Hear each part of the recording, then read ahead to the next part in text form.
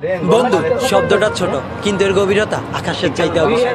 আমাদের জীবনে অনেক বন্ধু তৈরি হয়, কিন্তু বন্ধুত্বের মূল্য কয়জনই বা দেয়। সবাইকে বন্ধু বানানো উচিত নয়, কারণ কিছু মানুষ বন্ধুত্বের সুযোগ নিয়ে বন্ধু নামের বেঈমান হয়।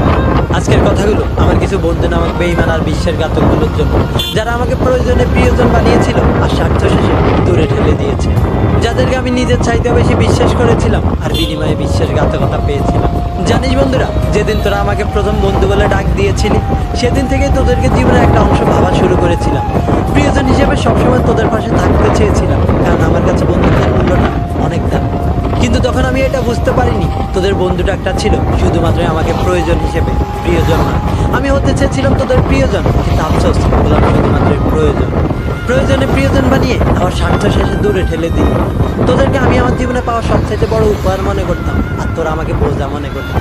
তোদেরকে আমার ভালো সময় সব সময় পাশে পেলেও আমার খারাপ সময় এক মুহূর্তের জন্য পাশে পাইনি। কিন্তু আফসোস একটাই, তোদের খারাপ সময় সব সময় তোদেরকে সঙ্গ দিতাম নিজের